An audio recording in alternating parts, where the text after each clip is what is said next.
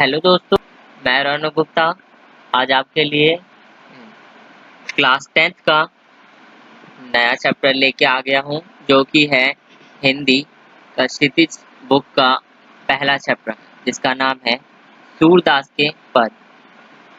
Video शुरू करने से पहले मैं आपसे अनुरोध करूँगा कि वीडियो को लाइक कर दें, शेयर कर दें और हमारे चैनल स्पेशलिस्ट कलाकार को सब्सक्राइब कर दें। आप सभी का शुक्रिया।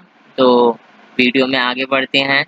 सबसे पहले सूरदास के पद के परिचय देख लेते हैं, जीवन परिचय उनका। तो इसमें बताया गया है सूरदास का जन्म सन 1478 में माना जाता है। एक मान्यता के अनुसार उनका जन्म मथुरा के निकट रुणकता या रेणुका क्षेत्र में हुआ, जबकि दूसरी मान्यता के अनुसार उनका जन्म स्थल दिल्ली के पास सीही माना जाता है। महाप्रभु वल्लभाचार्य के शिष्य सूरदास अष्टछाप के कवियों में सर्वाधिक प्रसिद्धि हैं। वह मथुरा और वृंदावन के बीच गौघाट पर रहते थे और श्रीनाथ जी के मंदिर में भजन कीर्तन करते थे। सन 1583 में पारसौली में उनका निधन हुआ। उनके 3 ग्रंथों सूरसागर, साहित्य लहरी और सुरसारावली में सुरसागर ही सर्वाधिक लोकप्रिय हुआ। खेती और पशुपालन वाले भारतीय समाज का दैनिक अंतरंग चित्र और मनुष्य की स्वाभाविक वृत्तियों का चित्रण सूर की कविता में मिलता है। सूर वात्सल्य और श्रृंगार के श्रेष्ठ कवि माने जाते हैं। तो यहाँ पे आप वात्सल्य और श्रृंगार समझ ही रहे होंगे, आभूषण कह सकते हैं। मतलब कवि जैसे लिखते थे एक आभूषण जैसा ही, जैसे स्त्री अपने आभूषण चढ़ाती है, तो मतलब इस तरह से ही इसमें बताया गया है। तो कृष्ण और गोपियों का प्रेम सहज मानवीय प्रेम की प्रतिष्ठा करता है। इसमें ये बोल रहे हैं कि कृष्ण और ये गोपियों के प्रेम को यहाँ पे दर्शाया गया है। सुर ने मानव प्रेम की गौरव गाथा के माध्यम से सामान्य मनुष्यों को हीनता बोध से मुक्त किया, उनमें जीने की ललक पैदा की। उनकी कविता में ब्रज भाषा का निखरा हुआ रूप है। वह चली आ रही लोक गीतों परंपरा की ही श्रेष्ठ कड़ी है। दोस्तों, ये पाठ के बारे में दे रखा है। ये मुझे लगता है कि आपको पाठ के अंत में मैं बताऊंगा, क्योंकि ये तब आपको ज़्यादा अच्छे से समझ आएगा, क्योंकि इसमें सब जितना भी पाठ का है सब समरी टाइप कह सकते हैं। तो ये मैं आपको पाठ के अंत में जब ख़त्म हुआ तब बताऊंगा इसके बारे में। तो अभी चलिए शुरू करते हैं अपना चैप्टर। तो इसमें पहला पद दे रखा है, उधो तुम हो अति बड़भागी, अपरस रहत स्नेह तगाते, नाहिन मन अनुरागी। पुरैनी पात रहत जल भीतर, तारस देह न दागी। ज्यों जल माह तेल की गागरी, बूंद न ताको लागी। प्रीति नदी में पाँव न बोरायो, दृष्टि न रूप परागी। सूरदास अबला हम्भोरी, गुर चाटी ज्यों पागी। तो इसमें पहले इसके शब्दार्थ देख लेते हैं। बड़भागी मतलब बड़े भाग्यवान या कह सकते हैं भाग्यशाली। स्नेह स्नेह मतलब प्रेम कह सकते हैं आप। नाहिन मतलब नहीं। बोरेओ मतलब डुबोया। अबला मतलब असहाय। गुर मतलब गुड़, आप पता ही होगा आपको गुड़। बाटी बाटी बोल रहा हूँ। चाटी मतलब चीटी। पुरीनी मतलब कमल। अपरस मतलब अनासकन। तो इसमें हम देखते हैं कि इसमें कवि कहना क्या चाहते हैं। व्याख्या बताता हूँ मैं इसकी। तो इसमें बताना चाहते हैं कवि, गोपियां उद्धव को संबोधित करते हुए कहती हैं कि हे उद्धव, तुम तो बड़े भाग्यशाली हो। अब वो ऐसा क्यों कहती हैं तो बताता हूँ मैं। क्योंकि तुम प्रेम के बंधन से अलिपित हो, तुम्हारे मन में किसी के लिए कोई अनुरोध नहीं है। इसका मतलब है कि उनके मन में किसी के लिए कोई प्रेम भाव है ही नहीं, अर्थात तुम्हारे मन में किसी के प्रति प्रेम भावना जागृत नहीं होती है। तो वही बात कह दी मैंने, आपको बता दी है। तुम तो इस समाज में रहकर भी समाज से वैसे ही अलग हो जैसे कमल की पत्तियां जल के समीप रहते हुए भी उससे ऊपर रहती हैं और जल की एक बूंद भी उन पर नहीं ठहरती है। तो इसमें आपको बता दूं कि कमल की पत्तियों में आप जैसे बूंद जो होती है वो आप डालोगे तो उस पर टिकेगी नहीं, क्योंकि उसकी पत्तियां इतनी सॉफ्ट होती है, उसमें बूंद रहती ही नहीं। तो वो गीला ही नहीं होता, एक तरह से बोल सकते हैं। तथा जिस प्रकार जल में रहकर भी तेल की गागर जल की एक बूंद को भी ग्रहण नहीं करती, उसी प्रकार श्री कृष्ण के रूप, सौंदर्य, आकर्षण तथा समीपता का कोई प्रभाव नहीं पड़ा है।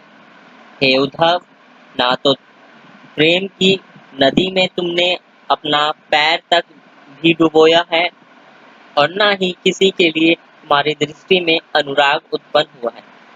तो इसमें मतलब कह रहे हैं कि मतलब तुमने तो कभी प्रेम ही नहीं किया, ना तुम इसके बारे में जानते हो कि इसको अपनाने से क्या होता है, ना इसका तो तुमने स्वाद ही नहीं चखा है।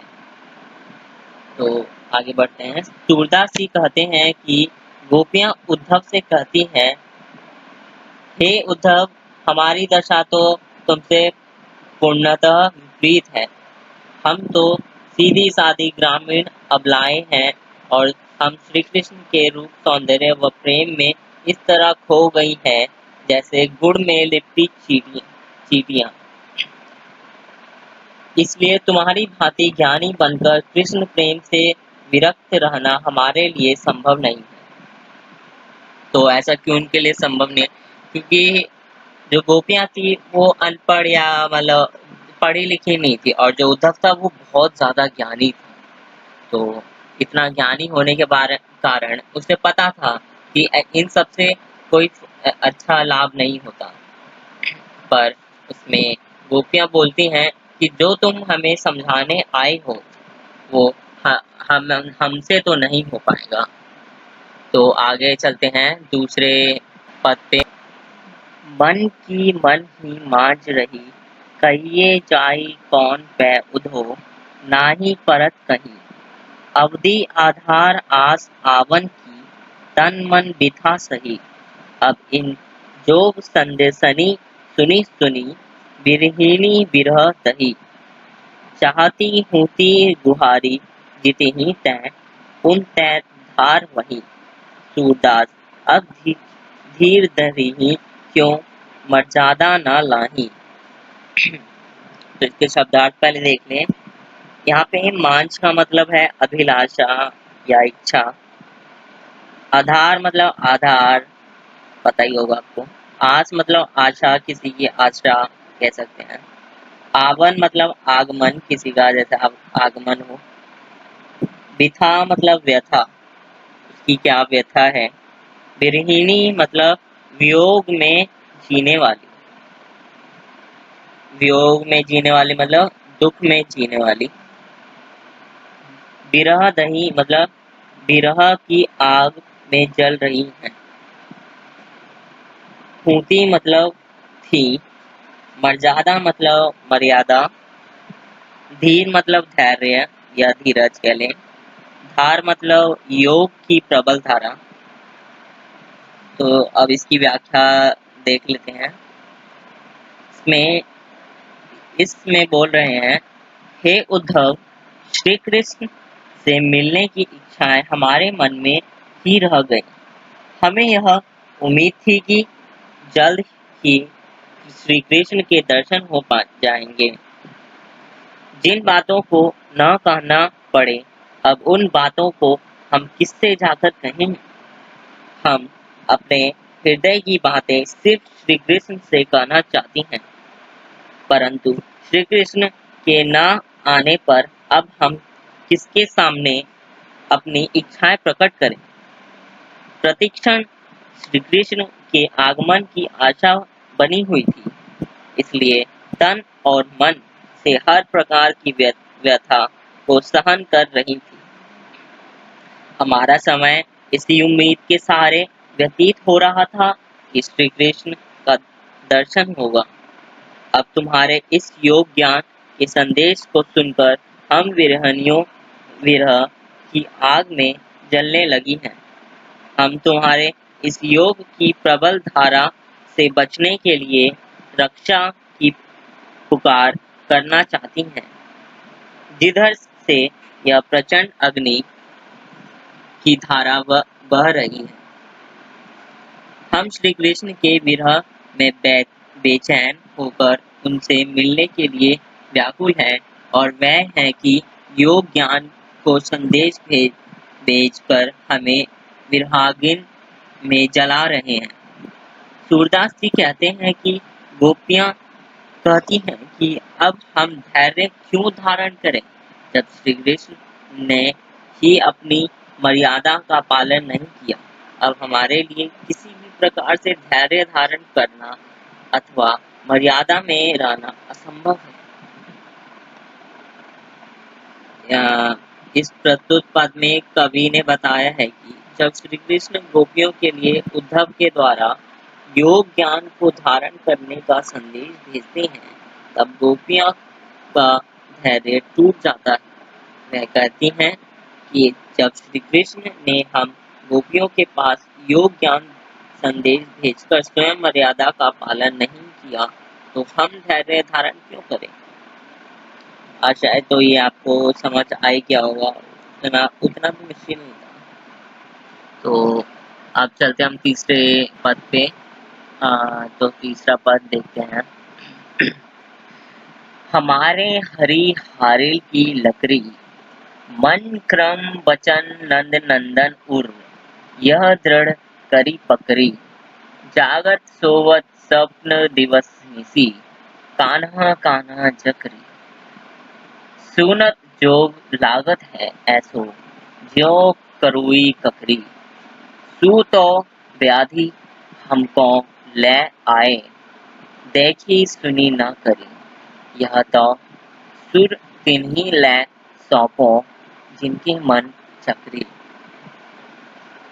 तो इसमें हरि का मतलब ईश्वर या कृष्ण, इसमें वैसे कृष्ण ही बताया है। तो हारेल का मतलब एक पक्षी जो संदेश अपने पैरों में लकड़ी लिए रहता है। ये पहले के समय में होता नहीं था, ये संदेश पक्षियों के पैर में बांध देते थे तब भेजते थे, तो वही है, उसी पक्षी की बात की गई है यहाँ पे। दृढ़ कड़ी पकड़ी का मतलब है मजबूती से पकड़ना। दिवस निशी का मतलब है दिन रात। करुई ककड़ी का मतलब है कड़वी ककड़ी। मन चक्री का मतलब है यहाँ पे जिनका मन स्थिर नहीं रहता, चक्कर की तरह घूमता रहता है, मतलब पहिए की तरह जैसे घूमता ही रहता है। जकरी मतलब रटती रहती है, मतलब रटती रहती है, मतलब वही लर्न लर्न करना हो गया। सु मतलब वह, व्याधि मतलब रोग, करी मतलब होगा। तो व्याख्या देख लेते हैं। इसमें बोलती हैं गोपियां, हे उद्धव, हमारे लिए प्रभु श्री कृष्ण हारिल पक्षी की लकड़ी के समान है। जिस प्रकार हारिल पक्षी अपने पैरों में संदेश लकड़ी सदैव लकड़ी पकड़े रहता है तथा उसी को आधार मानकर विशाल आकाश में उड़ता है, ठीक उसी प्रकार हम गोपियाँ ने मन, कर्म और वचन से नंद बाबा के बेटे को मजबूती से अपने हृदय में पकड़ रखा है। मतलब यहाँ पे वो पक्षी जो होता है वो ना लकड़ी पकड़ के सोचता है कि अब तो मैं गिरूंगा ही नहीं, तो उसी को लेकर वो उड़ता रहता है। तो उसी को मतलब वो बताते हुए मतलब गोपियाँ अपनी बात कहना चाहती है कि अब तो हमने कृष्ण को ही अपना मान लिया है कि अब तो हमें कुछ होगा ही नहीं, पर कृष्ण तो चले गए हैं। हम जागते सोते स्वप्न में दिन रात बस कान्हा कान्हा ही रटती रहती हैं। ऐसे में हे उद्धव, तुम्हारी योग की बातें सुनकर ऐसा लगता है जैसे कि कड़वी ककड़ी खा ली, अर्थात तुम्हारा योग ज्ञान कड़वी ककड़ी की तरह ग्रहण करने योग्य नहीं है। तुम तो हमारे लिए ऐसा रोग लेकर आए हो जिन्हें ना ही कभी देखा सुना है और ना ही कभी उसका भोग किया है। सूरदास जी कहते हैं कि गोपियाँ उद्धव से कहती हैं कि हे उद्धव, तुम अपना यह योग साधना के ज्ञान का रोग उन्हें देना जिसका मन चक्री की तरह घूमता रहता है। यहाँ पे मतलब गोपियों का मन स्थिर हो चुका है क्योंकि वो एक ही चीज पे है अभी। जैसे वो कृष्ण को ही चाहते हैं तो मतलब एक ही चीज पे है, और जो जिनका मन घूमता रहता है तो उन्हें दो जिससे वो शांत हो सके। तो इसमें भाव सौंदर्य क्या हुआ, इसमें प्रस्तुत पद में गोपियों के मन में श्री कृष्ण के प्रति पूर्ण निष्ठा, दृढ़ता और समर्पण की भावना व्यक्त हुआ है। गोपियों के मन में श्री कृष्ण बसे हुए हैं। योग ज्ञान के लिए उनके मन में कोई स्थान नहीं है। निर्गुण उपासना को चंचल चित्त वाले ही अपना सकते हैं। तो आशा ही आपको समझ आ गया होगा। तो हम चौथे पद पे चलते हैं। इसमें इसमें गोपियाँ क्या बोल रही हैं? हरि है राजनीति पढ़ी आए, समूची बात कहत मधुकर के, रमाचर सब पाए। एक अति चतुर हेत पहिलों ही अब गुरु ग्रंथ पढ़ाए। बड़ी बुद्धि जानी जो उनकी, जोग संदेश पढ़ाए। उधो भले लोग आगे के पर हित दौलत धाए। अब अपने मन फेर पाई है, जलद जू होते चुराए। ते क्यों अनीति करें अपूर्ण, जय और अनीति छुड़ाएं। राज धर्म तो यह सुर, जो प्रजा ने जार ही सताए। तो इसका अर्थ है, शब्दार्थ देख लेते हैं इसमें पहले। मधुकर मतलब भौरा, मतलब वो मक्खी जो फूलों से रस चूसता हो। उद्धव के लिए वैसे संबोधन किया गया है। हेतु मतलब थे, पहले ही मतलब पहले ही, योग संदेश मतलब योग का संदेश, आगे के मतलब पहले के, दौलत धाए मतलब घूमते फिरते थे, फेर मतलब फिर, पाहिए मतलब पा लेंगी, अनीति करें मतलब अन्याय करते हैं, राजधर्म मतलब राजा का धर्म भाई। इसमें व्याख्या है, हे सखी हम हे सखी हमारे प्रभु, इसमें गोपियाँ उद्धव से बोली हैं, हे सखी हमारे प्रभु श्री कृष्ण ने अब राजनीति शास्त्र पढ़ ली है और उसमें पूर्णतः ज्ञान प्राप्त कर वह राजनीतिज्ञ बन गए हैं। मतलब वो उद्धव को वैसे देख के मतलब बोल रही है अपने अपने आप में, मतलब अपने गोपियों के ग्रुप में, कि वो राजनीति सीख लिए हैं अब, इसीलिए ऐसी बातें कर रहे हैं। इसलिए वह प्रेम संबंधी बातों में भी छल कपट का सहारा ले रहे हैं। मधुकर रूपी उद्धव ने योग ज्ञान से जो बातें कही हैं, क्या वह तुम्हारे समझ में आई हैं? मतलब वो उनसे पूछते, क्या तुम लोगों को समझ में आई है कि उन्होंने क्या बोल रहे हैं? क्या श्री कृष्ण का कोई हालचाल जान पाई हो? एक तो श्री कृष्ण पहले से ही बड़े चतुर थे, जिन्होंने छल कपट से परिपूर्ण प्रेम जाल में हम सबको फंसा लिया और यहाँ हमें तड़पता हुआ छोड़कर अपने आप मथुरा चले गए। दूसरे, अब उन्होंने राजनीति का गुरु ग्रंथ भी पढ़ लिया है। उन्होंने अपनी और अधिक बुद्धि का परिचय देते हुए हम गोपियों के पास योग ज्ञान का संदेश भेजा है। वास्तव में यह उनकी मूर्खता है जो हम सबको योग का संदेश भेजा है। हे सखी, पहले समय में यहाँ के लोग सीधे साधे और सभ्य होते थे, जो दूसरों के कल्याण के लिए इधर उधर घूमते फिरते थे, और यह उद्धव है कि हम गोपियों को तड़पाने व सताने के लिए यह भाग आए यहाँ भाग आए हैं। हम सब उन श्री कृष्ण से अपने उस मन को वापस पाना चाहते हैं जिसे वह मथुरा जाते समय चुपके से चुरा कर ले गए थे, जो दूसरों को अन्याय व अत्याचार से मुक्त करवाने में लगे हुए हैं। लेकिन वो उस श्री कृष्ण से ऐसे नीतिपूर्ण कार्य की उम्मीद नहीं है। मतलब यहाँ पे वो बोलते हैं श्री कृष्ण ही अपनी प्रजा के साथ अन्याय कर रहे हैं, वह खुद क्यों नहीं न्यायपूर्ण व्यवहार कर रहे हैं। इसमें मतलब सूरदास जी कहते हैं कि गोपियां उद्धव को समझाते हुए कहती हैं कि हे उद्धव, राजा का सच्चा धर्म यह होता है कि उसकी प्रजा पर किसी तरह का कोई भी अत्याचार न हो, उसे किसी तरह सताया न जाए। जबकि श्री कृष्ण ने अपने स्वार्थ के उद्देश्य से योग ज्ञान का संदेश भेजा। इसमें भाव सौंदर्य है। प्रस्तुत पद में गोपियों ने श्री कृष्ण को स्वार्थी, अन्यायी, छल कपटी राजनीतिज्ञ प्रणीत करते हुए कहती हैं कि राजा का सच्चा धर्म होता है अपनी प्रजा को उचित देखभाल करना, उसका सुख एवं प्रसन्नता प्रदान करना होता है।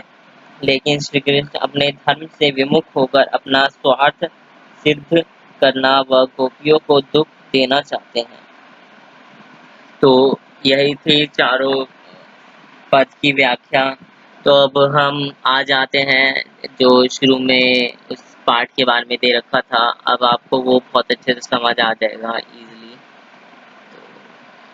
तो ये रहा। तो यहाँ पे यहाँ सूरदास के भ्रमर गीत से 4 पद लिए गए हैं। मतलब भ्रमर गीत उनकी एक बुक है, उसमें से ये 4 पद लिए गए हैं। कृष्ण ने मथुरा जाने के बाद स्वयं न लौटकर उद्धव के जरिए गोपियों के पास संदेश भेजा था। उद्धव ने निर्गुण ब्रह्मा एवं योग का उपदेश देकर गोपियों की विरह वेदना को शांत करने का प्रयास किया। मतलब वही समझाने का प्रयास किया उस ब्रह्मा ज्ञान देके। गोपियां ज्ञान मार्ग की बजाय प्रेम मार्ग को पसंद करती थी। मतलब उन्होंने ठुकरा दिया कि हम तो नहीं भाई, हमें तो यही अच्छा प्रेम मार्ग ही अच्छा है हमारे लिए। इस कारण उन्हें उद्धव का शुष्क संदेश पसंद नहीं आया। तभी वहां एक भौरा आ पहुंचा। यहीं से भ्रमर गीत का प्रारंभ होता है। मतलब वही भौरा आ जाते तो भ्रमर गीत में मतलब समझाते हुए गोपियां उद्धव को बोलती हैं और मजाक भी उड़ाते हैं उनका बहुत। गोपियों ने भ्रमर के बहाने उद्धव पर व्यंग्य बाण छोड़े। मतलब उनका मजाक उड़ाया और अपनी बातें रखी। पहले पद में गोपियों की यह शिकायत वाजिब लगती है कि यदि उद्धव कभी स्नेह के धागे से बंधे होते तो वह विरह की वेदना को अनुभूत अवश्य कर पाते। दूसरे पद में गोपियों की यह स्वीकारोक्ति कि उनके मन की अभिलाषाएं मन में ही रह गईं। मतलब वो जो चाहती थी वो वैसा तो हो ना पाया। कृष्ण के प्रति उनके प्रेम की गहराई को अभिव्यक्त करती है। तीसरे पद में वह उद्धव की योग साधना को कड़वी ककड़ी जैसा बताकर अपने एकनिष्ठ प्रेम में दृढ़ विश्वास प्रकट करती है। मतलब कि ऐसा ये बातें तो उनके लिए कड़वी ककड़ी चबाने जैसी हैं। चौथे पद में उद्धव को ताना मारती हैं कि कृष्ण ने अब राजनीति पढ़ ली है। अंततः मैं गोपियों द्वारा उद्धव को राजधर्म, प्रजा का हित याद दिलाया जाना सूरदास की लोक धार्मिकता को दर्शाता है। तो दोस्तों यही थी सूरदास के पद की एक्सप्लेनेशन। अगर आपको अच्छी लगी हो तो लाइक करें, शेयर करें। और थोड़ी बहुत तो हुई होगी प्रॉब्लम, लेकिन मैं कोशिश करूँगा इसे सुधारने की।